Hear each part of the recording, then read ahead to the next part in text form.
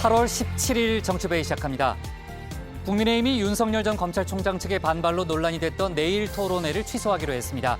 다음 주 토론회도 비전 발표회로 형식을 바꿨는데요. 결과적으로 이준석 대표의 리더십이 타격을 입게 됐습니다. 이 대표가 원희룡 전 지사에게 윤 전 총장은 금방 정리된다고 말한 사실도 알려져 논란이죠.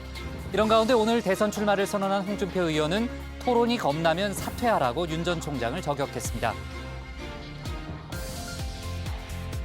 이재명 지사가 경기관광공사 사장의 맛 칼럼니스트 황교익 씨를 내정해 논란이죠. 지난 며칠간 민주당 대선 주자들 간의 공방이 뜨거웠는데 오늘은 친일 프레임으로까지 번졌습니다. 이낙연 전 대표 측은 황교익 씨가 일본 음식만 칭찬했다며 오사카 관광공사에 적합하다고 지적했는데요. 황교익 씨는 일본 통인 이낙연 전 대표는 일본 총리나 하라고 받아쳤습니다. 이슬람 무장 조직 탈레반에 의해 정권이 넘어간 아프가니스탄이 혼돈에 빠졌습니다. 탈출을 시도하는 인파로 공항이 마비가 될 만큼 시민들은 공포에 떨고 있는데요. 발이 묶였던 우리 교민과 대사관 직원들 모두 무사히 철수했다는 소식이 들어왔습니다. 긴박한 아프가니스탄 상황 잠시 후 자세히 전하겠습니다. 오늘 준비한 소식 많습니다. 들어가서 본격적으로 정치부회의 문을 열겠습니다.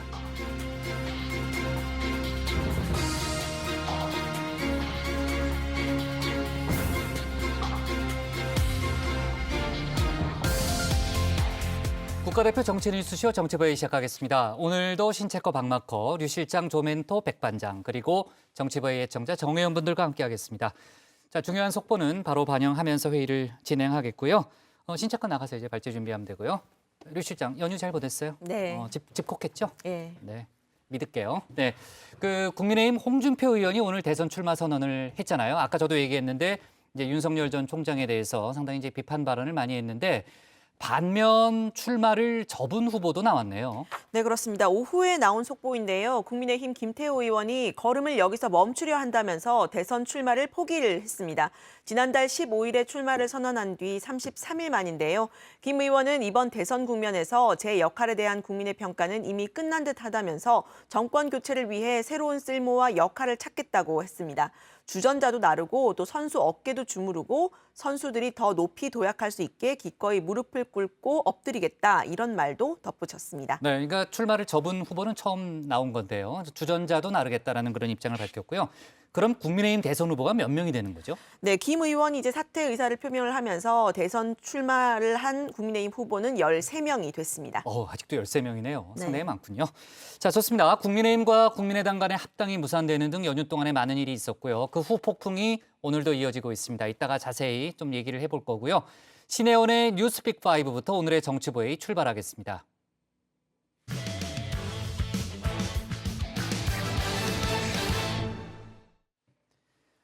연휴 끝 첫날인 오늘 코로나 신규 확진자 수는 1,300명대로 다소 줄었지만 아직 안심하긴 이른 상황이죠.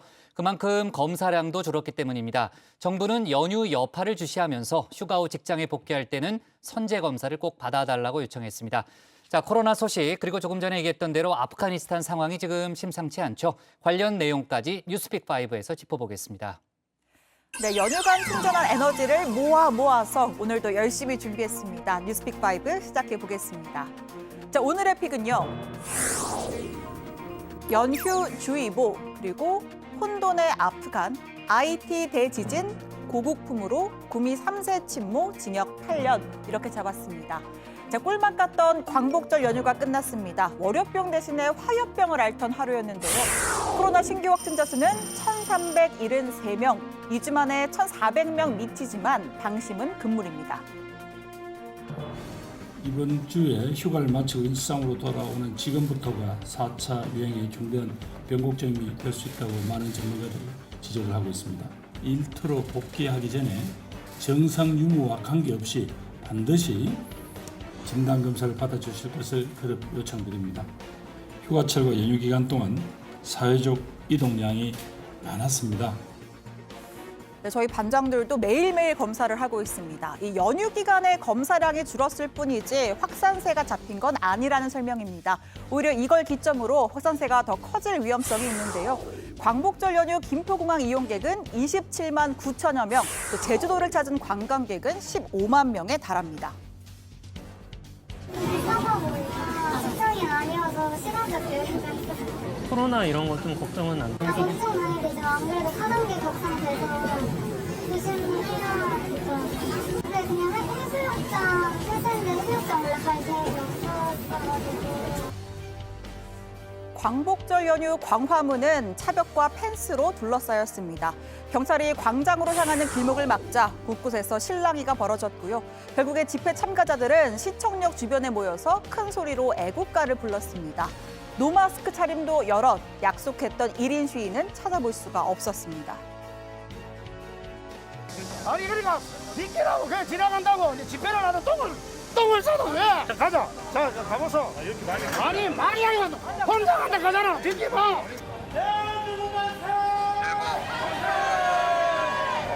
주변에 여러 명이 모여서 같이 만세를 부르면서 집회 시위를 진행하고 있습니다. 경찰은 광복절 불법 집회 대응 과정에서 3명을 현행범으로 체포하고 4개 단체를 내사하고 있습니다. 이 중엔 정광훈 사랑제일교회 목사가 대표로 있는 국민혁명당도 포함이 되어 있습니다. 또 올 여름 여러 차례 불법 시위를 주도한 양경수 민주노총 위원장에 대한 구속영장도 원칙대로 집행하겠다는 입장인데요. 영장 집행 과정에서 민주노총 측과 충돌하거나 또 양 위원장이 도주할 가능성도 배제할 수 없습니다. 이재용을 협박한다고 한다. 그런데 그 자리에 민주노총을 가두려고 있다. 문재인 대통령이 노동자 민중의 절규에 길을 닫았지만 민주노총은 포기하지 않을 것이다. 자, 이런 가운데 전국의 초, 중, 고등학교가 개학을 시작했습니다. 학업 결손 문제를 방치할 수 없다는 교육부의 방침에 따라서 2학기부터는 거리두기 4단계에서도 등교 수업이 가능해졌습니다. 오랜만에 본 친구 얼굴에 설렘도 가득, 또 교실에 생기도 돌았는데요. 열 감지 화상 온도계를 설치하고 소독제를 곳곳에 비치하는 등 방역에 전력을 기울였습니다. 만약 확진자가 나와도 등교 올스톱 대신에 동선과 검사 결과에 따라서 등교를 이어가기로 했습니다. 코로나와 함께하는 일상, 이른바 위드 코로나가 본격적인 시험대에 오른 셈입니다. 2, 4, 6학년은 정문으로 등교를 하고요. 1, 3, 5학년은 후문으로 등교를 하고 그다음에 등교 시차를 두었습니다. 자, 그리고 지난주 모더나의 미국 본사를 방문한 정부 대표단. 모더나 측으로부터 사과를 받고 또 최선을 다하겠다는 답변을 받고 돌아왔습니다. 8, 9월 백신 물량을 계획보다 늘리고 또 9월 백신 공급 일정도 앞당기기로 했는데요. 공급 차질의 원인인 협력사 실험실 문제도 현재는 해결이 된 상황이라고 합니다. 이번 주까지 구체적인 물량과 공급 일정을 다시 통보해 주기로 했습니다. 구체적인 물량, 시기, 방안 등에 대해서는 자세히 설명드리지 못하는 점을 양해해 주시기 바랍니다.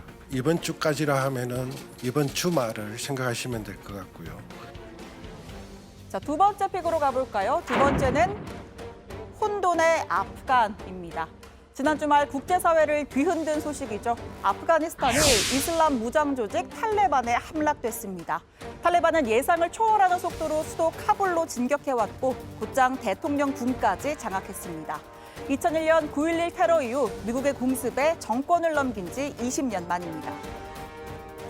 وټول افغانستان مسلمان ملت ته د دغه درنو فتح مبارکي وایو خصوصا د کابل ښاریانو او اوسیدونکو ته. 현지 시간 15일 아프간 곳곳에서는 총격전이 이어졌고요. 미국 대사관과 대통령궁 근처에선 두 차례 강한 폭발도 일어났습니다. 극도의 혼란 속에 국민을 지켜야 할 아슈라프 가니 대통령은 차량 4대에 현금 뭉치를 가득 싣고 주랭랑을 쳤습니다. 헬기에 실으려던 돈이 넘쳐서 일부는 활주로에 그대로 남겨뒀다고 합니다. 자, 그는 페이스북을 통해서 학살을 막기 위해 떠나기로 했다, 이런 변명만 남긴 채 국민들을 버렸고요. 현재 행선지는 묘연한 상태입니다. Scenes of chaos at the airport in Kabul to show you. Some Afghans are so desperate to flee the country and the Taliban that they were hanging on to a moving U.S. military plane. Also, a warning, this next video is even more disturbing. This shows an object, possibly a person, falling from the aircraft just after takeoff. 네, 탈출 인파가 몰린 카불 국제공항은 아수라장이 돼버렸습니다. 위성 사진으로 봐도 활주로 주변은 물론이고 항공기 바퀴 옆까지 사람들이 빼곡합니다. 자, 그리고 미군 수송기의 내부 모습인데요. 민간인 수백 명이 내부를 꽉 채워서 앉아 있고 맨 앞줄에는 젖병을 물고 있는 갓난 아이까지 보였습니다. 이 수송기의 최대 탑승 인원은 134명이지만 실제로는 600명이 넘는 민간인을 태웠다고 합니다. I can't believe the world abandoned Afghanistan. Our friends are going to get killed. They're going to kill us. Our women are not going to have any more rights. 아프가니스탄, 중앙아시아와 중동 또 남아시아를 잇는 유충지입니다. 한반도의 3배 면적에 지하 자원도 풍부하지만 오랜 전쟁에 시달려왔습니다. 2001년 전 세계를 충격에 빠뜨린 9.11 테러의 배후엔 이슬람 극단주의 단체 알카에다와 그 수장인 오사마 빈라덴이 있었습니다. 그를 넘기라는 미국과 이에 응하지 않은 아프간 집권 세력 탈레반, 결국 전쟁이 시작됐죠. 는 사우디의 금수저예요. 아프간에 가가지고 무장 조직을 만들기 쉬웠던 건 뭐냐면 탈레반이라는 조직이 있었던 거예요. 9.11 일어난 당시 아프가니스탄 정부는 탈레반이 장악한 정부였어요.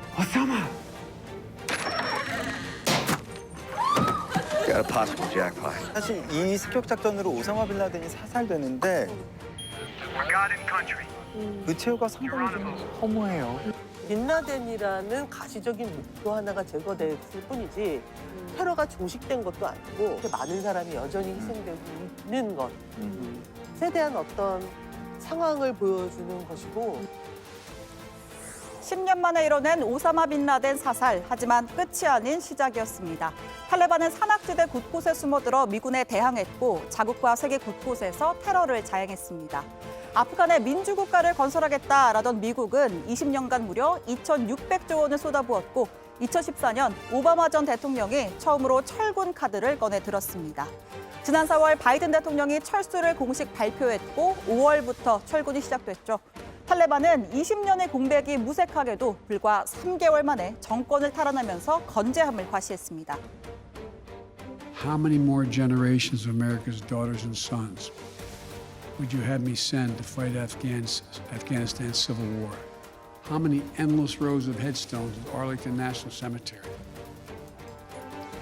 I'm clear on my answer. I will not repeat the mistakes we've made in the past. 바이든 대통령은 아프간 철군 결정을 후회하지 않는다고 못 박았습니다. 아프간군이 스스로 포기한 전쟁에서 더 이상 미군이 희생돼선 안 된다. 미국의 국익이 없는 곳에선 싸우지 않겠다. 실수를 반복하지 않겠다고 강조했습니다. 미군의 임무는 미국에 대한 테러를 저지하는 것이지 아프간에서 민주국가를 설립하는 게 아니었다고도 했습니다. I am President of the United States of America, and the buck stops with me. I know my decision will be criticized, but I would rather take all that criticism than pass this decision on to another President of the United States. The right one for our brave service members who risk their lives serving our nation. 다만 미국은 아프간 국민의 기본권, 특히 여성과 소녀들의 인권에 대해 계속 목소리를 낼 것이다라고 말했습니다. 현지에 남아있던 우리 교민들도 무사히 탈출을 마쳤습니다. 외교부에 따르면 교민 1명과 대사관 직원 3명이 탑승한 중동 제3국행 항공기가 우리 시간으로 오늘 오전 9시쯤 현지 공항에서 이륙했다고 합니다. 대사관까지 모두 폐쇄되면서 아프간 현지에 남은 한국민은 없는 것으로 파악이 됐습니다. 자, 세 번째 픽으로 가볼까요? 세 번째는 고국품으로 잡았습니다. 봉오동 전투를 승리로 이끈 항일 무장투쟁의 영웅 홍범도 장군이 78년 만에 고국의 품으로 돌아왔습니다. 카자흐스탄에서 태극기에 쌓인 채 돌아온 그를 문 대통령이 직접 최고의 예우로 맞이했고요.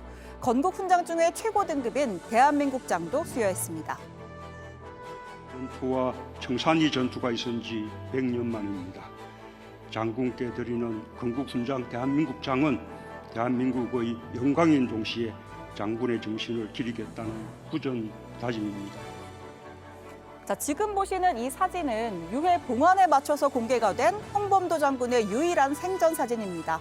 1922년 러시아 모스크바에서 열린 극동 민족대회에 조선 대표단 일원으로 참석한 모습입니다. 구척 장군이라는 별명에 걸맞는 2m에 가까운 장신, 또 특유의 짙은 콧수염이 이렇게 도드라지는데요. 분향소가 마련된 대전 현충원에는 홍 장군의 뜻을 기리는 참배객들의 발길이 이어졌습니다. 오늘까지 국민 추모 기간을 마치면 내일 정식으로 안장될 예정입니다. 자, 네 번째 픽은요. IT 대지진입니다. 현직 대통령 암살로 혼란을 겪고 있는 IT에 더 큰 불황이 들이닥쳤습니다. 규모 7.2의 강진으로 1,300명이 넘게 숨졌고 부상자가 5,700여 명, 실종자도 많아서 피해는 더 늘어날 것으로 보입니다. 도로가 통째로 끊어지고 건물 곳곳은 형체를 알아보기 힘든 잔해 더미가 됐습니다. Le gouvernement prend décision décréter état d'urgence sur l'ouest, le département du sud. Nous, au point de vue médical, c'est le plus gros problème que nous avons urgence, dans l'urgence. 이재민들은 겨우 대피소에 몸을 뉘었지만 열대성 폭풍까지 다가오고 있어서 홍수와 산사태 같은 추가 피해 우려가 큽니다. 인구의 60%가 빈곤층인 IT에선 2010년에도 대지진이 일어나서 30만 명이 희생된 바 있습니다. 국제사회 구호가 잇따르고 있습니다. 자, 마지막 픽은요. 구미 3세 친모 징역 8년입니다. 경북 구미의 3살 여아 사망 사건의 친모인 48살 성모 씨에게 법원이 징역 8년을 선고했습니다. 석 씨는 당초에 외할머니로 알려져 있다가 유전자 검사를 통해서 친모인 사실이 드러났는데요. 석 씨는 끝까지 아이를 낳은 적이 없다며 아이 바꿔치기 혐의에 대해서 완강히 부인해왔습니다. 재판부는 시체 은닉 미수, 또 아이 바꿔치기 혐의 모두를 유죄로 판단했고요. 또 아이를 홀로 빈집에 방치해서 숨지게 한 석 씨의 딸이자 사망 여아의 언니인 김 씨는 1심에서 징역 20년을 선고받았습니다. 자, 여러분은 어떤 뉴스를 오늘의 원픽으로 꼽으셨나요? 들어가서 더 이야기해보겠습니다. 뉴스픽 5였습니다. 자, 오늘 코로나 확진자 수가 좀 줄었죠. 하지만 연휴 기간 검사량이 약 30%가량 줄었기 때문에 전체적인 이제 확진자 수가 줄었다라는 그런 분석이 많이 나오고 있고요. 이제 휴가철 영향이 이제 본격적으로 반영이 되면은 확진자 수가 급격하게 늘 수 있다. 이 점을 우려하고 있는 거죠. 네, 그렇습니다. 신규 확진자가 1,373명, 벌써 42일째 6주 연속 4자릿수여서 방심하기는 어려워 보입니다. 방역당국은 휴가철이 끝난 지금부터가 4차 대유행의 변곡점이 될 수 있다는 우려를 밝혔는데요. 휴가를 다녀온 시민들께 증상 유무와 관계없이 선제적으로 진단 검사를 받을 것을 당부를 하고 취약 업종에 대한 선제 검사도 시행해 줄 것을 요구했습니다. 정부 대표단이 직접 모더나사에 가서 항의도 하고 여러 가지 얘기를 듣고 왔는데요. 그러니까 모더나 백신은 기존보다 이제 물량을 더 늘려서 공급하겠다는 거죠. 네, 우리 정부의 요청에 따라서 미국의 모더나사가 8, 9월 국내에 공급할 코로나 백신 물량을 확대하고 또 9월 공급 일정도 앞당기기 위해서 노력하겠다, 이런 입장을 밝혔습니다. 다만 자세한 물량 또 일정은 이번 주까지 통보를 하기로 했고요. 이번 백신 공급 문제가 협력 제조사의 실험실 문제로 생겼다라는 설명인데 현재는 이 문제가 해결이 돼서 지난 7월 물량은 점진적으로 나오고 있다고 합니다. 특히 삼성 바이오로직스가 위탁 생산하는 물량은 우리나라에 우선 공급해달라. 우리 정부단이 그렇게 제안을 했다는 거죠. 네, 그렇습니다. 정부 측은 백신 공급의 안전성 확보와 유통 과정의 효율화 측면에서 삼성 바이오로직스의 모더나 국내 위탁 생산 물량은 국내에 공급되는 게 바람직하다, 이런 의견을 냈다고 합니다. 다만 확답을 받진 못했다고 하는데요. 위탁 생산과 여러 품질 검사 그리고 허가 등의 절차에 상당한 기간이 소요되는 만큼 앞으로 추가 협의를 이어나가기로 했다고 했습니다. 네, 이런 가운데 방역당국은 아스트라제네카 백신 110만 회분이 내일 경북 안동의 SK바이오사이언스 공장에서 출하될 예정이라고 밝혔는데요. 정부가 아스트라제네카사와 직계약을 한 물량 2천만 회분 가운데 일부입니다. 이 물량까지 포함을 하면 아스트라제네카, 화이자, 얀센 등을 통틀어서 총 1,150만 회분의 백신이 국내에 공급되는 셈인데요. 정부는 이달 말까지 백신 약 1,860만 회분을 추가로 도입할 계획입니다. 네, 앞에 다른 얘기하려고 그러지 않았어요? 네. 네, 급격하게 방향을 전환한 것 같은데. 자, 그 아프가니스탄 사태 얘기를 좀 해볼게요. 저도 아까 이제 외신 영상이나 이런 걸 쭉 봤는데요. 상황이 상당히 심각합니다. 지금 아프가니스탄이 무장 조직 탈레반에 넘어간 지 이제 이틀째인데요.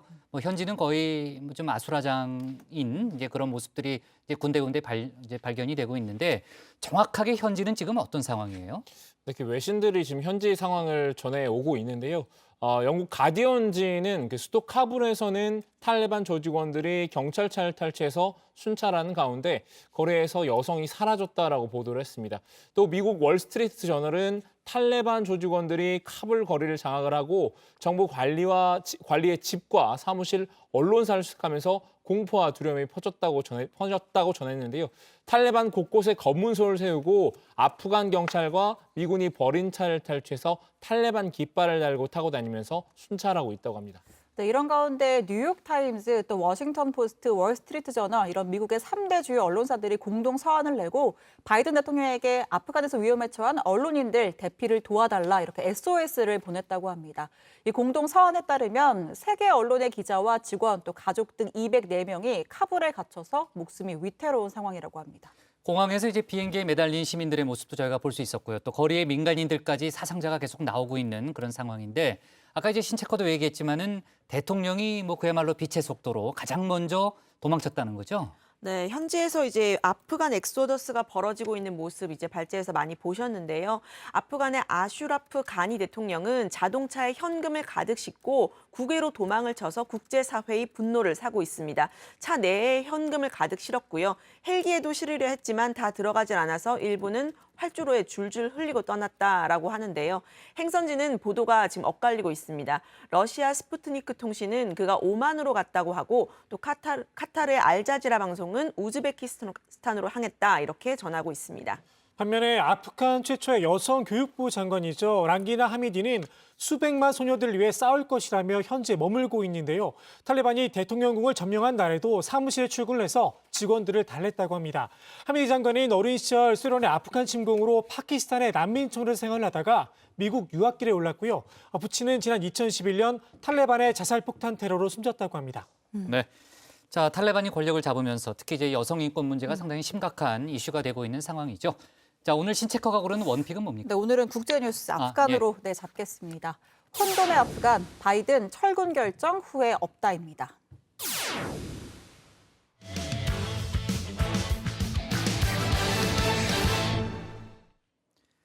광복절 연휴를 지나면서 국민의힘 이준석 대표와 윤석열 전 총장 간의 당내 갈등이 극으로 치달았는데요.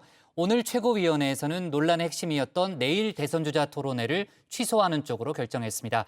대신 다음 주에 토론회도 발표회 형식으로 바꿔 진행하기로 했는데요. 관련 소식을 유정화 상황실장이 정리했습니다. 외부에서 본다면 우리 당은 통가루 기반으로 보일 것입니다. 제1야당 국민의힘, 어제까지는 이 아쿠아리움 정당이라는 얘기가 나왔었죠. 어물전에서는 한 등급 오른 건데 오늘은 동물의 왕국이 된 듯합니다. 하이에나와 멧돼지 그리고 미어캣이 등장을 했는데요. 네, 당내 갈등이 폭발 직전까지 갔던 국민의힘, 내일로 예정됐던 대선주자 토론회를 취소하면서 일단은 급한 불을 껐습니다. 원래는 내일과 25일 이 토론을 2번 하기로 했었죠. 25일에 딱 한 번만 비전 발표회를 하기로 결정을 했습니다. 이준석 리더십에는 타격이 불가피해 보이는데요. 저는 오늘 특별한 모두 발언이 없습니다. 그래서 김기현 원내대표께서 먼저 말씀 주시겠습니다. 예. 네, 이준석 대표와 윤석열 전 총장의 갈등 일단은 봉합이 된 듯한데요. 이 대표와 가까운 쪽에서도 우려의 목소리가 나왔었죠. 말을 줄이라는 이야기부터 윤 전 총장 측과 사전에 상의를 하라 이런 조언도 나왔습니다. 좀 말도 좀 줄이고 일정도 좀 줄이고 좀 당의 여러 가지 그런 문제에 대해서 깊이 좀 생각을 할 그런 여유를 좀 가졌으면 좋겠다 이런 충고를 드리고 싶고요. 먼저 먼 일을 실행하기 전에 윤 후보 측하고 사전 조율을 하고 이렇게 좀 정돈된 형태로 좀 당을 가져가야 된다. 안 그러면 진짜 한 방에 훅 갈 수 있다. 지금 민심이 굉장히 안 좋아요. 네, 이 토론회를 둘러싼 설전. 핵심은 경선 관리의 공정성 문제였죠. 토론 경험이 많지 않은 윤 전 총장. 후보 등록도 하기 전에 토론장으로 끌어내는 게 맞느냐는 겁니다. 다만 공식적으로 윤석열 캠프의 입장은 토론을 기피하는 게 아니고 이 선거법과 당헌 당규의 위반 소지가 있다는 겁니다. 당헌 당규에 위반되고 그리고 선거법 위반의 소지도 있기 때문에 그러니까 토론을 기피하는 건 아니다. 그렇습니다. 토론을 기피하려고 생각했으면 그 정치를 시작하지 않아야 되지 않겠습니까?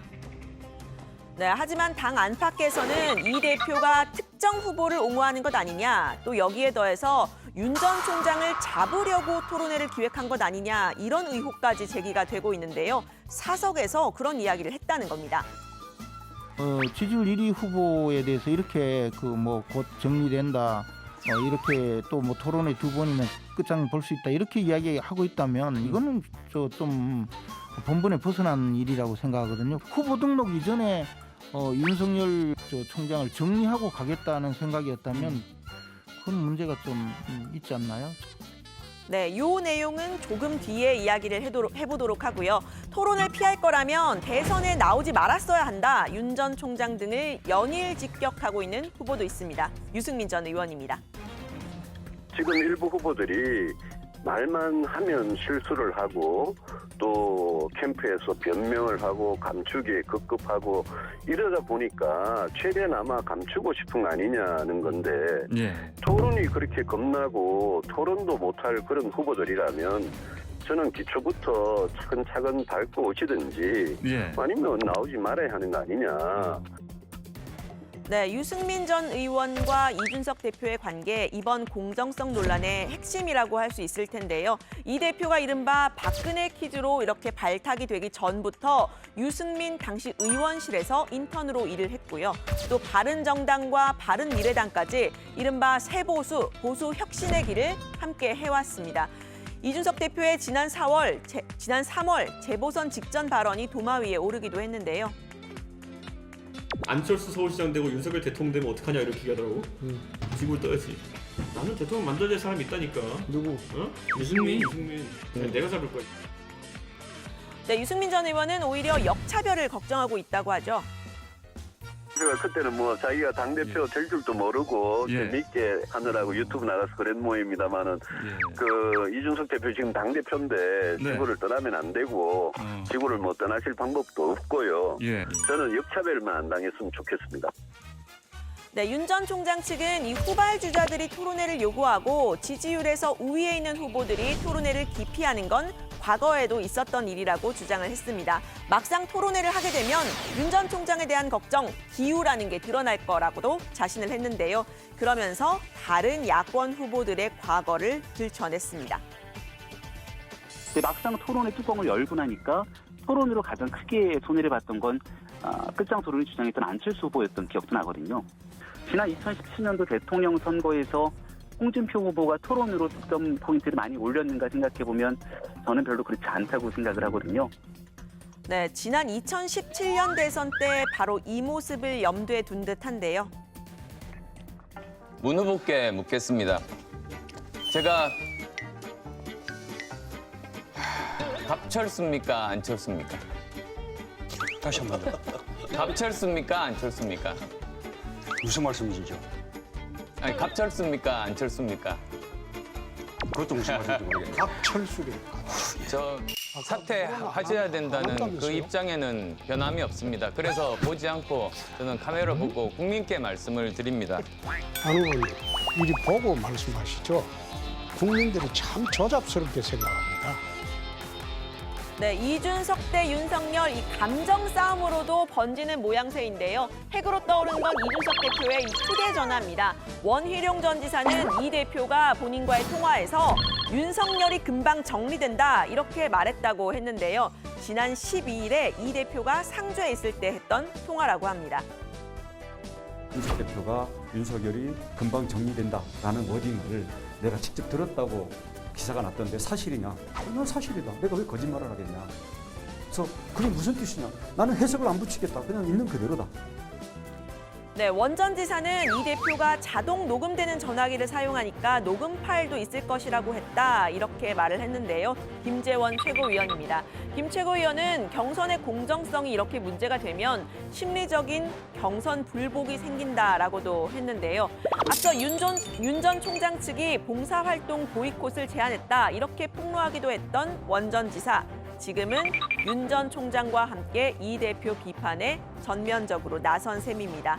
이 대표의 휴대전화 통화 논란 또 있었죠. 윤 전 총장과의 통화가 녹취록으로 정리돼서 유출됐다는 건데요.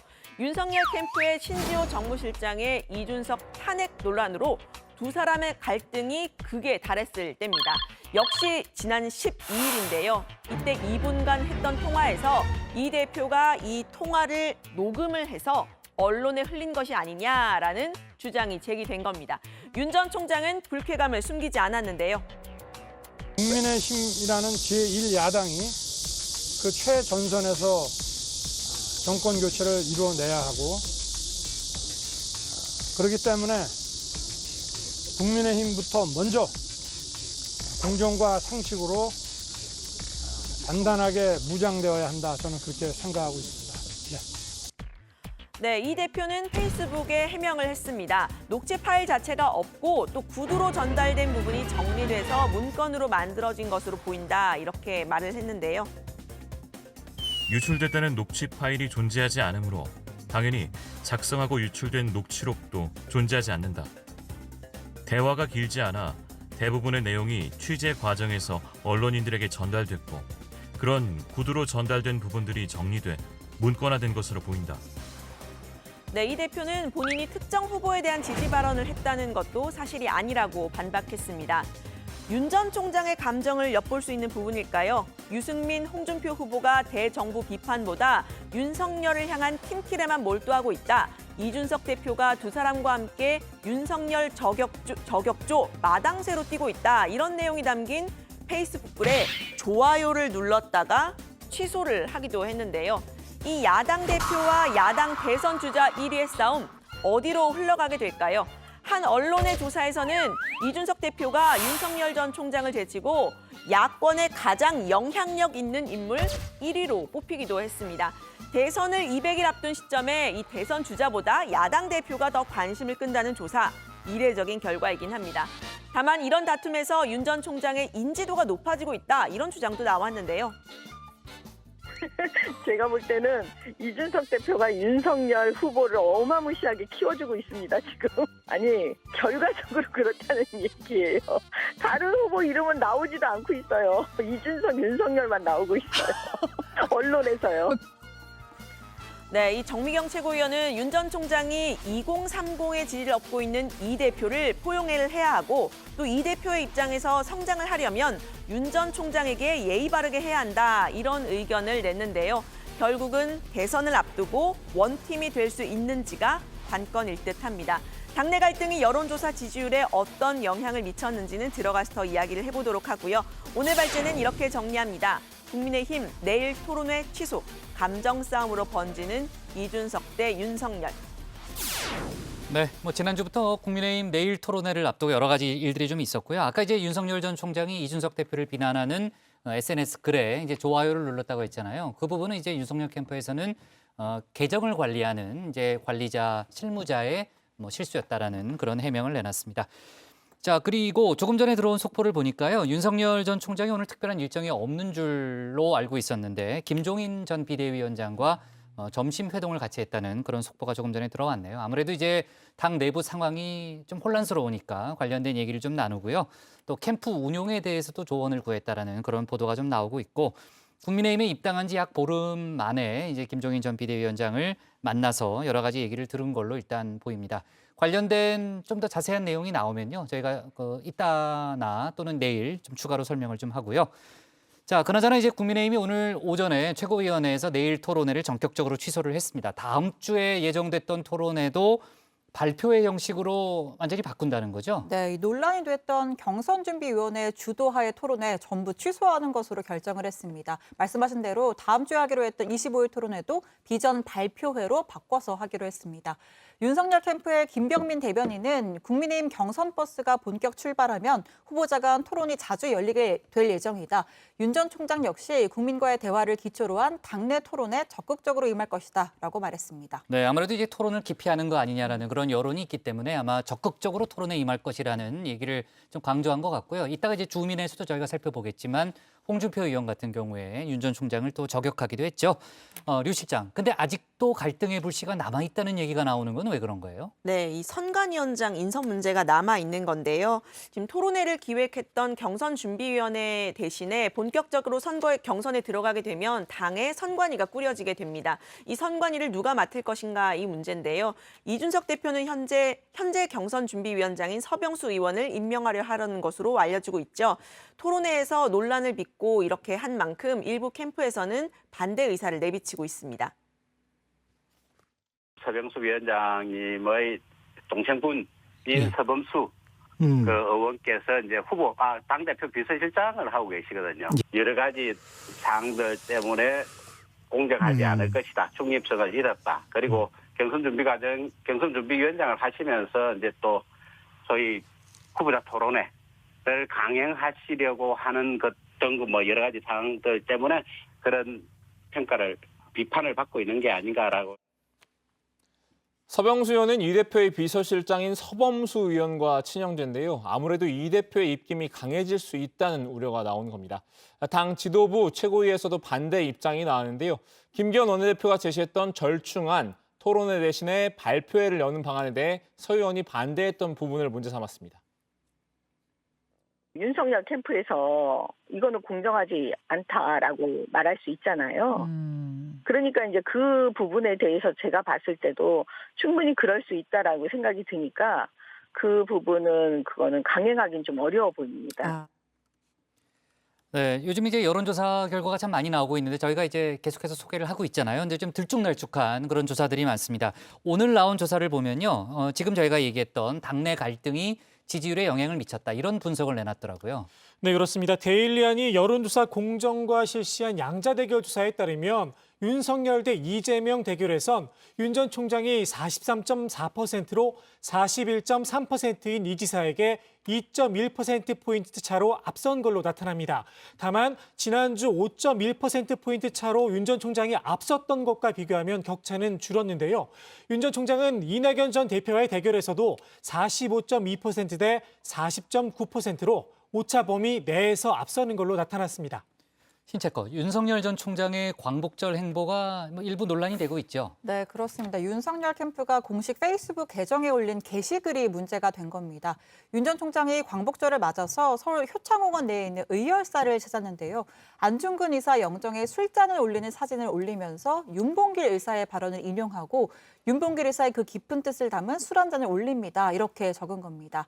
당장 윤봉길 의사와 안중근 의사를 헷갈렸느냐 이런 비판이 나왔고요. 캠프에서는 바로 이 사진을 페이스북에서 삭제했습니다. 윤석열 캠프 측은 안중근 의사 사진은 이날 촬영한 수많은 사진 중에 한 장이고 이 글은 해당 사진이 아니라 전체 행보에 대한 글이다. 오해 소지가 있을 수 있어서 게시물을 수정했다. 이렇게 설명을 했습니다. 네. 자, 조멘토 최재형 전 감사원장은 오늘 코로나 관련 간담회를 했다는 거죠? 네, 그렇습니다. 최재형 전 원장은 오늘 대한의사협회 집행부와 간담회를 가졌는데요. 이 자리에서 지난해 의협이 제안했던 중국발 입국 차단이 이뤄졌어야 했다 이렇게 주장을 했습니다. 당시에 빨리 차단했으면 코로나 사태를 이렇게까지 악화시키지 않았을 것이다 라고 이야기를 한 건데요. 또 정부가 백신 확보 노력에 미흡했던 점을 지적했습니다. 백신 조기 확보 타이밍을 놓쳤다. 2차 접종 완료 기준으로 보면 현재 우리나라가 OECD 전체에서 꼴찌다 이렇게 말했습니다. 네, 최 전 원장은 어제 윤희숙 의원과 간담회도 했는데요. 앞서 최 전 원장이 국가가 국민의 삶을 전부 책임져야 하느냐 이 발언으로 논란이 됐었죠. 그렇죠. 이 두 사람이 국민의 삶과 국가의 역할을 주제로 토론을 한 겁니다. 이 두 사람은 문재인 정부가 국민의 삶을 국가가 책임지겠다고 했지만 모두 거짓이었다. 이 부분의 의견을 같이 했다고 하는데요. 이재명 지사의 기본소득에 대해서도 함께 비판을 했습니다. 들어보시죠. 예전에는 그 선거할 때 고무신 선거를 하면 자기 돈으로 샀는데 이분은 나라 돈으로 지금 고무신을 뿌리는 거죠. 그래서 지금 저는 뭐 도덕적으로 굉장히 문제라고 생각합니다. 어떤 매표성 포퓰리즘에 더 이상은 속지 않는 그러한 국민의 수준에 이르렀다고 생각하고요. 요새 젊은이들도 그러지 않습니까? 우리의 1, 2천만 원 그거 우리 바라지 않는다. 우리가 살 수 있는 좋은 일자리를 마련해달라 이렇게 얘기하는 거거든요. 근데 이재명 지사 지지율이 왜 이렇게 높을까요? 그러니까. 끝까지 가나 봐야죠. 그러니까 우리가 잘하면. 네, 다만 이 두 사람은 대선 과정에서 이제 뭐 단일화라든지 이렇게 협력을 할 수 있다는 가능성에 대해서는 선을 그었습니다. 네. 참, 국민의힘이 오늘 청와대 앞에서 긴급 의총을 열었잖아요. 오후에 의총을 열었는데 민주당이 국빈 방문 중에 외교 결례다 이렇게 얘기를 했다는 거죠. 네, 그렇습니다. 국민의힘이 오늘 오후 청와대 분수대 앞에서 긴급 의원총회를 열었는데요. 드루킹 댓글 조작 사건에 항의하기 위한 겁니다. 김기현 원내대표는 댓글 조작 사건의 몸통이 문재인 대통령이 맞느냐면 그 문재인 대통령의 사과, 특검 연장을 요구하면서 난리를 세웠습니다. 김 원내대표는 드루킹 사건 외에도 충북 간첩단 사건과 코로나 백신 부족 논란, 언론중재법 개정안에 대해서도 청와대 입장 표명을 요구했습니다. 네, 그런데 지금 이 카심 조마르트 토카예프 카자흐스탄 대통령이 국빈 방문을 하고 있죠. 오늘 정상회담도 있었습니다. 그렇죠. 아까 이제 신체커가 소개했잖아요. 네, 그렇죠? 그래서 네. 민주당이 외교 결례 아니냐 이렇게 비판을 제기했는데요. 민주당 이소영 대변인은 오늘 행사는 코로나 이후 국내에서 열린 첫 대면 정상회담이고 이번 카자흐스탄 대통령 방한을 계기로 청산리 대첩의 영웅 홍범도 장군의 유해를 모실 수 있었다라면서 국민의힘은 행사를 철회하고 제1야당다운 면모를 보이라라고 주장했습니다. 네, 그런 논란이 있었군요. 좋습니다. 오늘 국회 상황실 이렇게 정리하겠습니다. 국민의힘 내일 토론회 취소, 감정 싸움으로 번지는 이준석 대 윤석열로 제목을 잡겠습니다.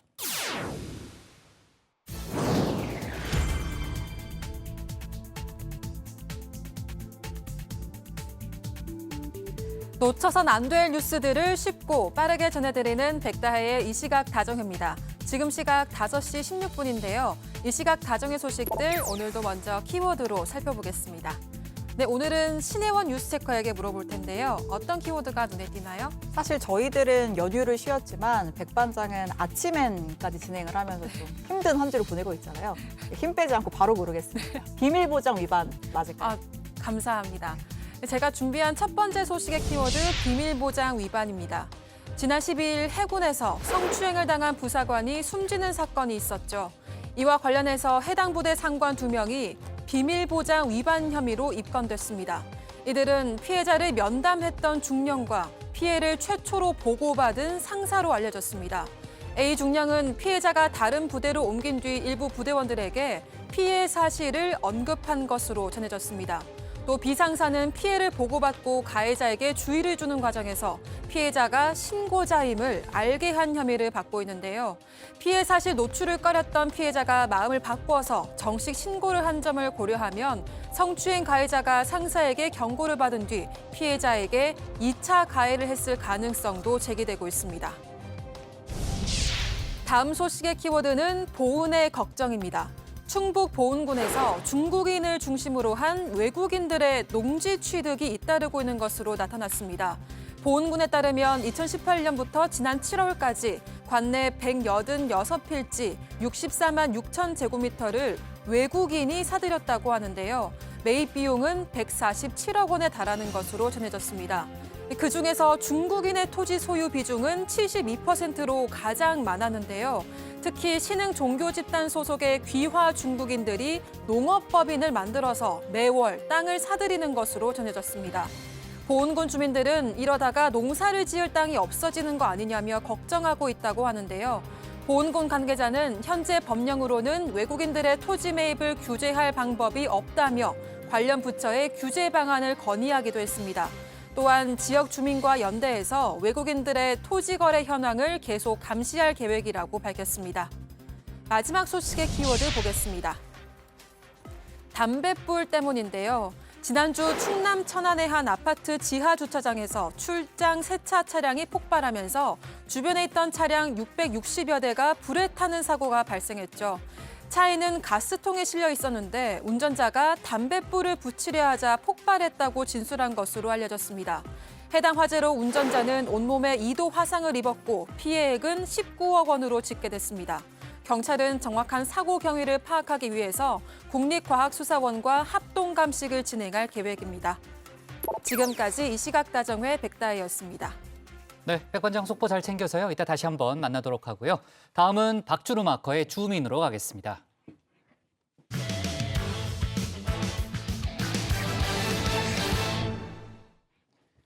국민의당 안철수 대표가 국민의힘과의 합당 결렬을 선언했죠. 이제 제3지대에서 김동연 전 부총리와 힘을 합쳐서 몸집을 불릴 거란 관측이 나오고 있습니다. 한편 국민의힘 홍준표 의원은 오늘 대선 출마를 공식 선언했는데 박준호 마커가 주민에서 두 사람의 소식 짚어보겠습니다. 서울시장이 되어 국민의당 당원 동지들의 뜻을 얻어 국민의힘과 합당을 추진하겠습니다. 저는 오늘 국민의당과 국민의힘 두 정당의 통합을 위한 노력이 여기에서 멈추게 되었음을 매우 안타까운 마음으로 말씀드립니다. 국민의힘과 국민의당의 합당이 결국 결렬됐습니다. 지난 서울시장 재보선 때 후보로 나섰던 국민의당 안철수 대표. 당시 국민의힘 오세훈 후보와 단일화 여론조사를 앞두고 승부수로 합당 카드를 띄웠었는데요. 정확히 5개월 만에 원점으로 철수하고 마이웨이를 선언했습니다. 그렇습니다. 주민이 선정한 오늘의 첫 번째 인물, 안철수 대표입니다. 단지 합당을 위한 합당 또는 작은 정당 하나 없애는 식의 통합은 정권 교체를 위해서도 더 좋은 대한민국을 만들기 위해서도 결코 바람직하지 않다는 결론에 이르렀습니다. 안 대표가 합당을 철회한 이유는 뭘까요? 표면적으로 내세운 이유는 정권 교체를 위한 실익이 없다라는 이유입니다. 그 합당의 궁극적인 목적은 야권 지지층의 확대인데 안 대표는 지금 합당한다고 해도 중도층 표심을 흡수하기 어려울 것이라고 내다봤습니다. 또 정권 교체를 위한 하나의 수단으로 합당에 대한 말씀들을 드렸습니다. 그리고 그것도 역시 시너지가 날 수 있는 야권의 지지층을 넓힐 수 있는 그런 통합을 제가 주장했습니다. 그런데 지금 당장 현실은 그렇게 하기 힘든 것이고 특히 국민의당 정체성을 합당 정신에 충분히 반영하기 어렵다고 본 듯합니다. 1대1 합당보다는 국민의힘에 일방 흡수된다라는 그런 느낌을 받은 것 같은데요. 합당 협상에서 국민의당은 당명 변경과 차별금지법 제정 등을 요구를 했지만 그 마지막까지 받아들여지지 않았습니다. 그 중에서 우리가 할 수가 없는 게 당명 변경하고 차별금지 부분이었었죠. 차별금지 같은 경우는 민주당도 대선을 앞두고 상당히 힘들어하는 부분입니다. 우리 사회가 이걸 받아들일 여건이 안 됐기 때문에. 조금 더 자세히 들여다보면 안 대표의 복잡한 속내를 읽을 수 있는데요. 안 대표가 합당을 번복한 개인적 이유 한 가지를 꼽자면요. 바로 국민의힘 이준석 대표와의 껄끄러운 관계 때문입니다. 계속 반복해서 묻습니다. 예습니까, 노입니까? 예, 그 2차 대전 때 일본이 싱가포르를 침략했잖아요. 그때 싱가포르는 영국이 점령하고 있었거든요. 그때 이 야마시타 중장이 했던 말이 예스까 노까 항복할래 말래.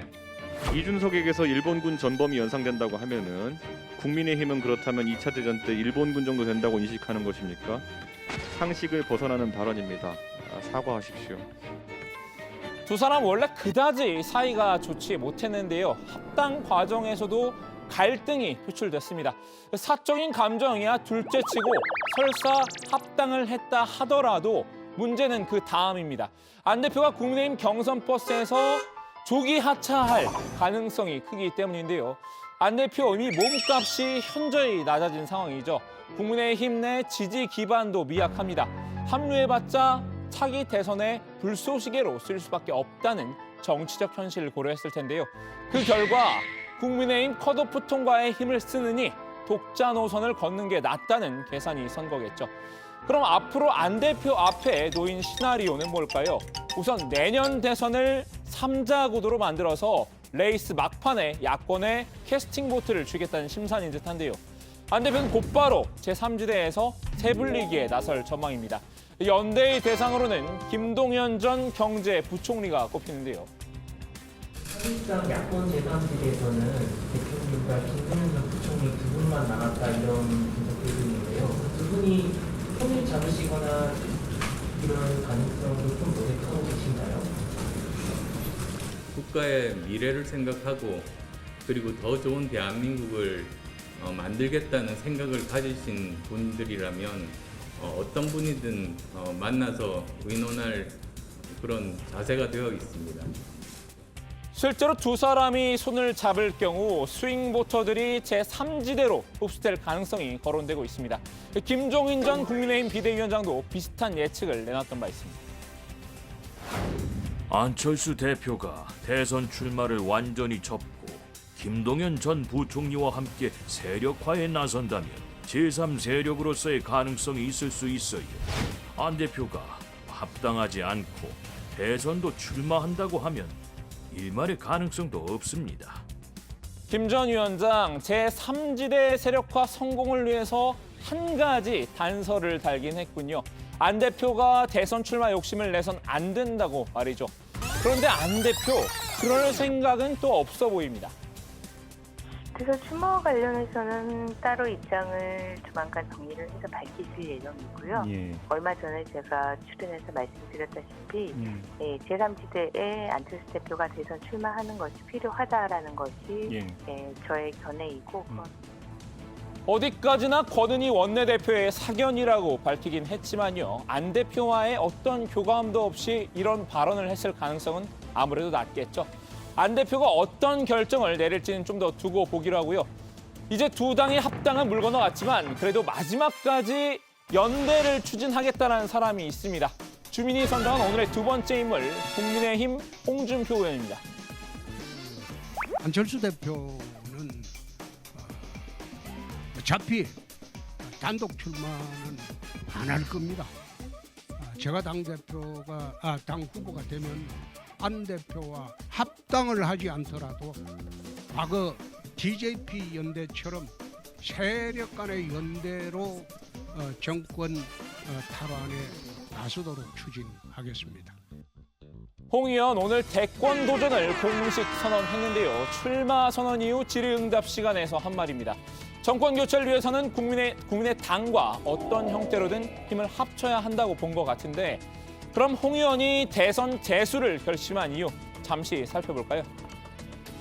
잘못된 방향으로 가는 이 나라를 바로잡아 정상국가로 만들고 선진국 시대를 열겠습니다. 세계 최빈국으로 전락한 베네수엘라를 따라가는 우상 포퓰리즘이 판치는 나라가 되었습니다. 오늘만 살 것처럼 고의의 배를 가르고 청년과 미래 세대에게 빚더미를 물려주는 퍼주기 대한민국이 되어서는 절대 안 됩니다. 무상 포퓰리즘, 퍼주기 대한민국 이 두 가지 모두 여권의 유력 후보 누군가를 겨냥한 말 같은데요. 대외적인 주적이 그분이라면 내부의 적도 있겠죠. 홍 의원의 타깃은 분명했습니다. 지난 시절처럼 후보의 능력 부족과 가족 검증 문제로 대선을 두 번이나 망쳤던 일을 되풀이해서는 안 됩니다. 지난 정치활동 내내 저와 가족 모두는 정권과 국민의 철저한 검증을 받았습니다. 이제 더 이상 검증될 일도 없습니다. 가족 관련 논란이 잇따르는 윤석열 전 검찰총장을 향한 말일 텐데요. 당 경준이가 추진하던 토론회가 윤 전 총장 등의 일부 주자들의 반발로 결국 비전 발표회로 대체됐죠. 윤 전 총장에게 선전포고를 했던 홍 의원, 못내 아쉬웠던 걸까요? 토론 안 할 거면 후보도 하지 말라고 날을 세웠습니다. 토론을 지금 하자 말자 하는데 나는 저런 어처구니 없는 경우는 26년 정치에도 처음 봤어요. 토론에 나오는 걸 겁을 내고 토론을 회피하고 토론을 안 하려고 하면서 무슨 대선 후보를 하겠다고 하는 것인지 내 참 이해하기가 어렵다. 그렇게 겁이 나면 지금 드랍해야죠. 토론도 못하면서 어떻게 대통령을 하겠냐라는 말인데요. 어디선가 들어봤던 말 같기도 하죠. 그렇게 자신이 없는 사람이 무슨 출마를 하려고 그래요. 아니 토론도 할 수 없는 사람이 가서 시장 노릇은 어떻게 할 거예요. 당 밖에서 풍찬 노숙을 하던 시절 홍 의원은 김 전 위원장을 향한 악감정을 고스란히 드러내왔습니다. 하지만 누군가를 미워하다 보면 어느 순간 닮게 되기도 하나 봅니다. 똑같은 말로 상대방을 응징하는군요. 화살을 겨눈 대상만 달랐을 뿐인데요. 김 전 위원장의 관역은 안철수 대표였죠. 만일 안 대표도 이번에 홍 의원을 따라 대권 재수 대열에 합류한다면 혹시 이 장면을 다시 보게 될지도 모르겠습니다. 이게 초등학생 감정 싸움인지 대통령 후보 토론인지 내가 참 알 길이 없습니다. 참 안타깝습니다. 오늘 주민 한마디 정리합니다. 합당 철수한 안철수, 대권 재수 홍준표, 윤석열 때리기 계속. 네, 앞서 시작할 때 얘기했지만 오늘 국민의힘 김태우 의원이 대선 출마를 접었죠. 또 오늘 이제 홍준표 의원은 대선 출마를 선언했고요. 지금 이제 국민의힘 대선 주자가 그 13명인데 아무튼 이제 홍준표 의원이 여러 가지 뭐 공약도 내놓고 했습니다. 그 얘기는 잠시 후에 저희가 좀 해볼 거고요. 국민의당 권은희 원내대표가 안철수 대표의 대선 출마 필요성을 얘기했잖아요. 물론 사견이라는 전제를 달긴 했지만요. 안 대표의 출마 가능성이 열려 있다. 이렇게 볼 수 있는 거예요. 네, 어제 그 기자회견에서도요. 안 대표가 대선 출마의 가능성을 완전히 닫아두는 건 아닌 그런 발언을 했는데요. 관련 질문이 나오자 따로 말씀드릴 시간을 갖겠다 이렇게 답을 한 겁니다. 권은희 원내대표는 국민의당이 당헌을 개정해서 제3지대의 플랫폼 기능을 하는 열린 플랫폼 역할을 하면 좋겠다 이렇게 말을 했는데요. 안철수 대표와 또 김동연 전 경제부총리 간의 제3지대 경선을 구상하고 있는 것으로 보입니다. 지금 현재로서 지금 제3지대 플랫폼으로 함께 참여할 수 있는 사람은 김동연 부총리 정도 함께 하실 수 있지 않을까 보고 있고요. 김동연 부총리 어제 안철수 대표가 입장을 밝히셨기 때문에 이번 주 중에 적극적으로 소통에 나서볼 예정입니다. 구체적인 만남 일정이나 이런 부분들이 진행되어 있지는 않고요. 소통을 진행해 볼 생각입니다.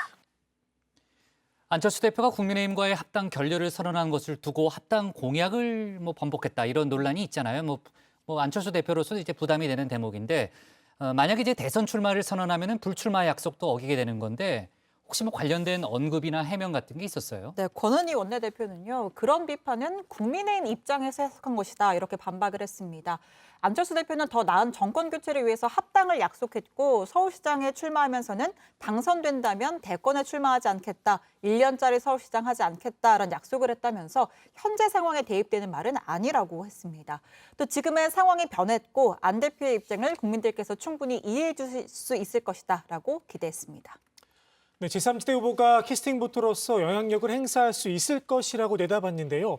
1당과 2당이 박빙의 선거를 치르는 구도에서 제3지대에서 나타난 후보는 엄청난 영향력, 결정력을 가질 수 있다는 겁니다.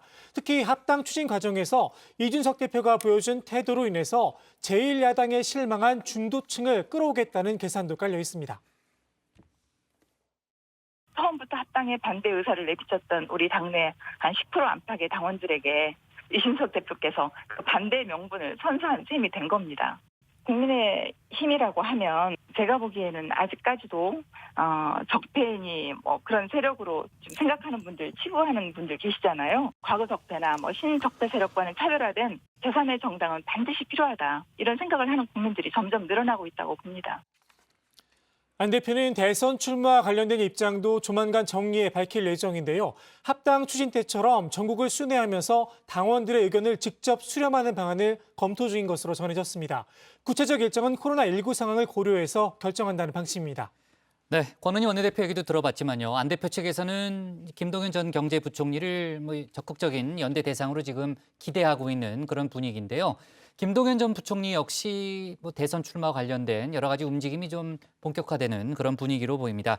본인이 세운 법인이죠. 유쾌한 반란 이사장직에서 사임했다는 거죠. 네, 김 전 부총리가 사단법인 유쾌한 반란 이사장직에서 물러났습니다.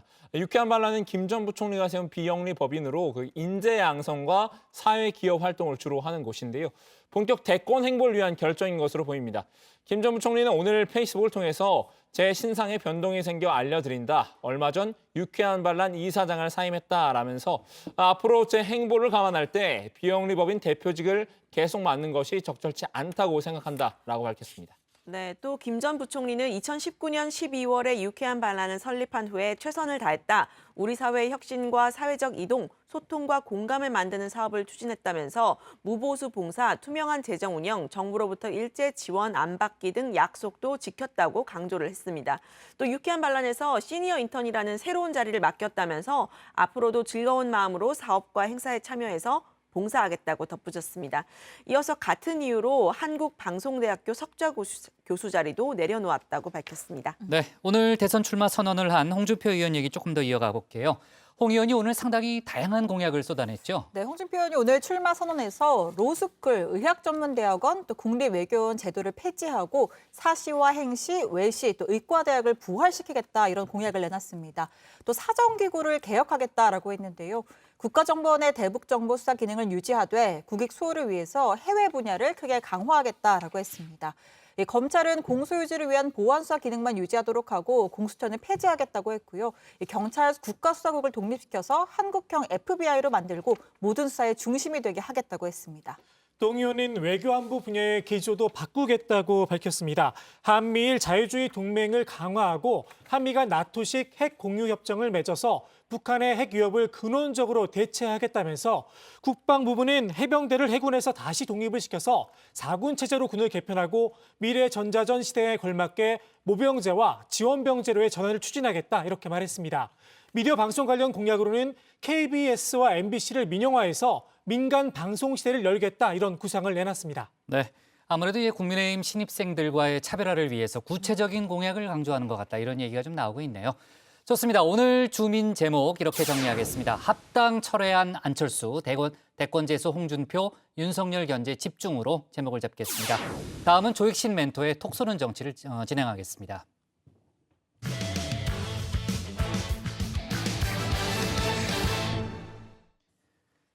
이재명 경기지사가 맛 칼럼니스트 황교익 씨를 경기관광공사 사장에 내정했죠. 이를 놓고 정치권의 공방이 거센 상황인데요.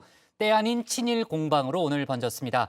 황 내정자는 오사카 관광공사 사장이 맞다. 이낙연 전 대표는 일본 총리나 하라. 이렇게 거친 말이 오갔는데 관련 내용을 조익신 멘토가 정리했습니다.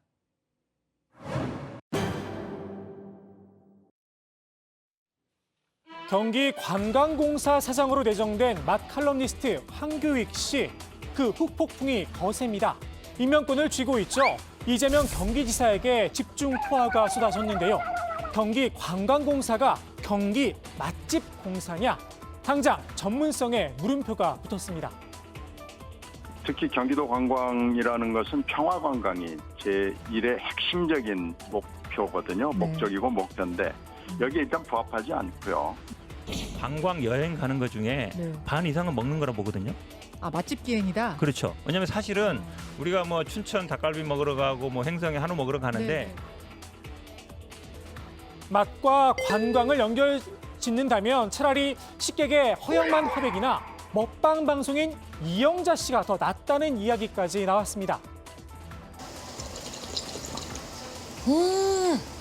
저 그냥 먹을게요.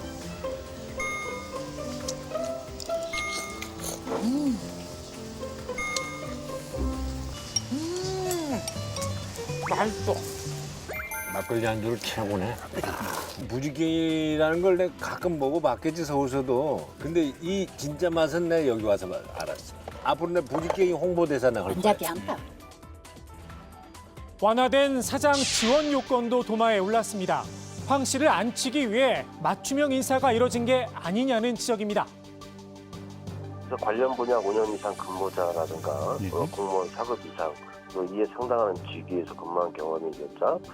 민간 근무 경험 15년 이상 뭐 이런 부분들이 있었는데 최근에는 이제 이게 바뀌었어요. 2019년 4월 29일 산하기관에 공공기관 인사규정 개정 검토 공문을 보내서 인사규정 개정을 합니다. 지금 황교익 씨를 대상으로 해서 인사규정을 개정했다라는 것은 잘못된 것입니다. 여기에 왜 하필 지금 인사를 냈느냐는 부분도 논란입니다. 경기관광공사 사장의 임기 3년이죠. 대통령 선거가 들어가면 중앙정부도 장차관 임명 1급 임명들 안 합니다. 기관장들 안 합니다. 그게 상식입니다. 예. 왜 후임자한테 함께 일할 수 있도록 길을 열어주는 것이지요. 예. 이제 내년 6월 달에 이제 새로운 도지사가 오는 기간인데 그러면 예. 1년 이상의 기간을 공속으로 놓아주는 것이 경기도민을 위해서 옳은 판단인지 한번 생각해 보셔야 되고요. 종합해 보면 관광 전문가도 아닌 사람을 왜 하필 이 시점에 임명했느냐는 건데요. 한마디로 보훈 인사 아니냐 의혹이 뒤따랐습니다. 이제 형수 욕설을 두둔했던 적도 있는 것으로 알고 있습니다. 그 이재명의 삶이 어릴 때 빈민의 그 삶이잖아요. 그러면 그 주변에 뭐 욕하고 뭐 하고 그러니까 조금 거칠게 사는 사람들이 많죠. 또 이렇게 자연스럽게 이렇게 몸에 집어넣게 돼 있거든요. 이 어린 시절의 그 삶에 대해서 너무 야박하게 굴지는 말자, 이해하자. 동문 찬스를 쓴 게 아니냐는 추측도 나왔는데요.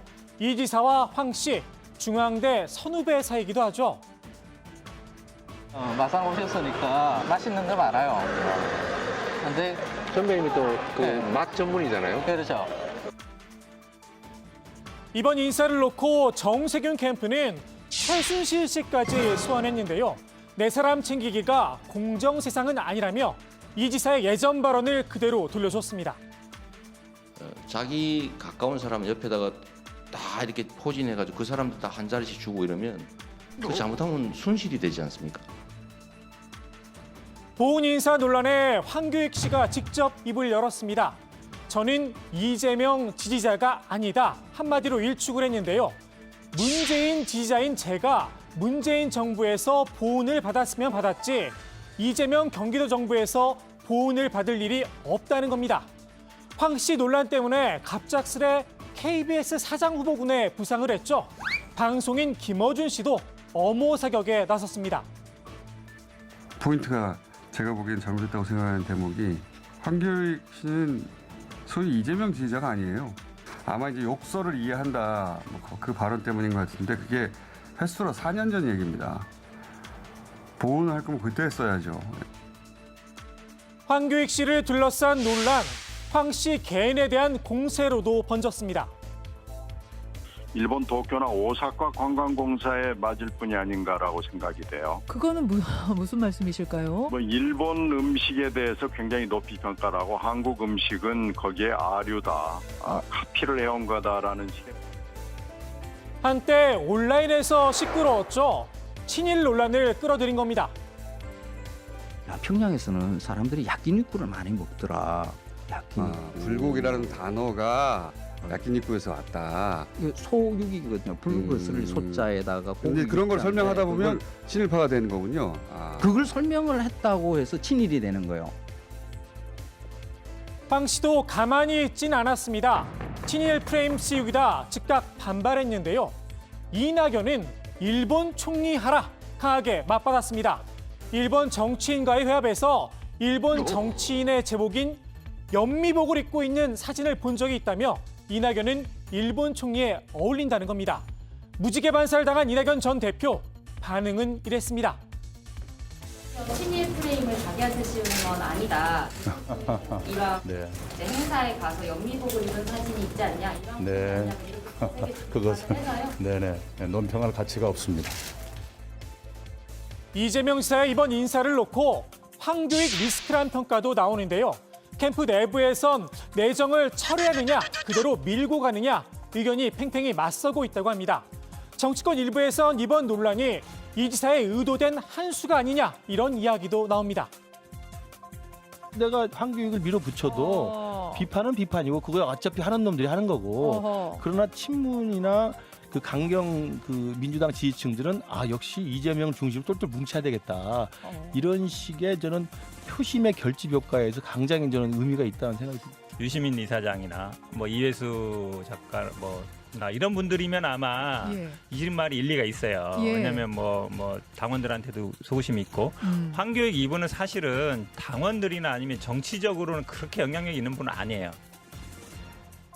자타 공인 친문인 황교익 씨 영향력은 물음표인 걸까요?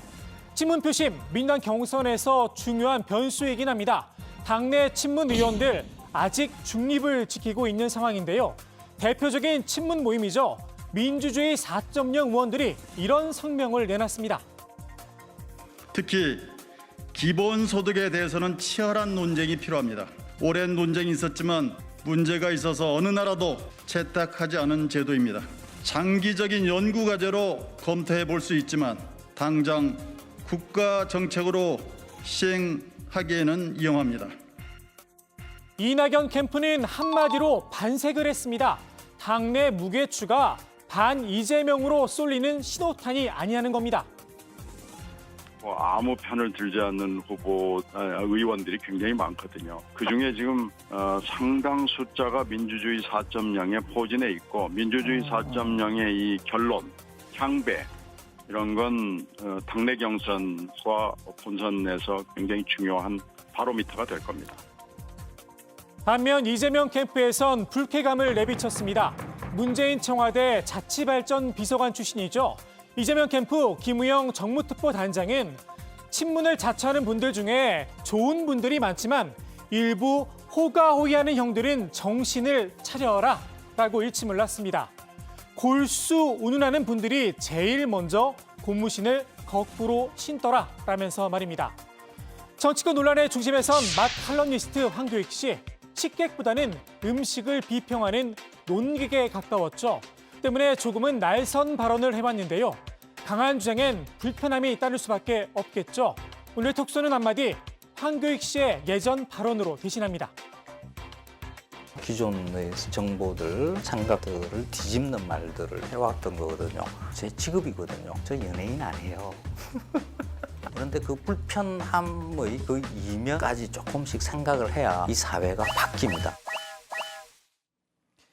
황교익 씨의 경기관광공사 사장 내정을 놓고 특히 이제 이낙연 캠프가 상당히 비판적인 입장을 보이고 있잖아요.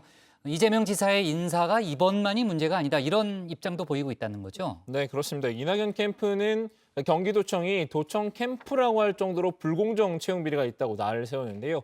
신경민 상임부위원장은 블라인드라는 사이트를 보면 경기도청 불공정 채용 비리가 황교익뿐이라 하는 글이 있다면서 오늘 경기도 공공노조에서 실정 불공정 채용 비리의 실태에 대해서 얘기를 하겠다. 이런 소식을 들었다고 말하기도 했습니다. 지금 이재명 캠프에 들어가 최근에 합류를 한 사람들 중에 상당 숫자가 경기도 산하 공공기관 출신이라면서 도청 캠프의 실체에 대해서 굉장히 많은 의심이 나오고 있다고 지적했습니다. 이낙연 캠프 쪽에서는 이 지사의 과거 욕설 발언에 대한 사과와 해명도 요구하고 있다는 거죠, 유 실장. 네, 그렇습니다. 이낙연 캠프는 과거 이재명 지사의 성남시장 시절에요. 지역 주민들과 충돌했던 점을 지적을 했습니다. 당시에 이 지사가 욕설을 했다면서 기본 시리즈를 말하는 분이 도대체 기본이 안 돼 있다 이렇게 날을 세웠는데요. 직접 들어보시죠. 이때 욕을 했던 분들을 찾아가가지고 다 일일이 사과하고요. 그분들이 그러면 됐다. 그러면 한번 그래 대권 도전해봐라. 이렇게 한다면은 저희들이 인정을 할 수 있지만 이렇게 거짓말이다, 왜곡이다 이렇게 거짓말을 하는 경우는 저희들은 승복하기가 좀 어렵습니다. 지금 이제 승복이라는 표현을 썼네요. 서른 의원의 불복 발언이 연상되는 그런 또 표현 아니에요? 네, 그렇습니다. 심경민 상임부위원장이 직접 이제 설명을 했는데요. 이 거짓말이라고 설명을 하는 것에 대해서 승복할 수 없다는 얘기다. 이렇게 설명을 했습니다. 국장 말씀하신 것처럼 저도 이렇게 승복이라는 단어가 좀 걸려가지고요. 국어 사전을 찾아봤는데 납득하여 따름이라는 뜻으로 표기가 되어 있었습니다. 네, 참 정세균 전 총리도 승복이라는 단어를 썼다는 거죠? 조멘토. 네, 그렇습니다. 정세균 전 총리는 후보가 누가 되느냐에 따라서 당원 승복률이 달라질 것이라고 본다 이렇게 말했습니다.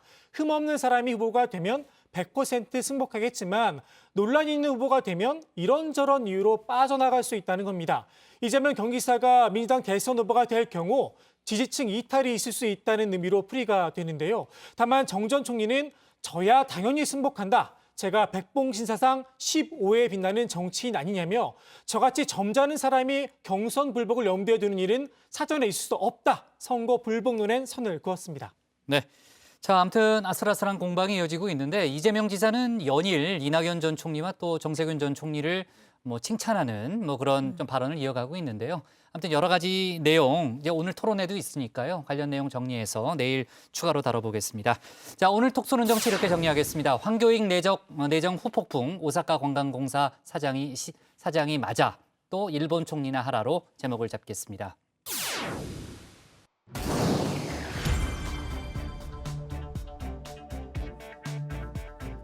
이 시각 다정회 백다혜입니다. 현재 시각 5시 49분을 지나고 있는데요. 어떤 소식이 들어와 있는지 살펴보겠습니다.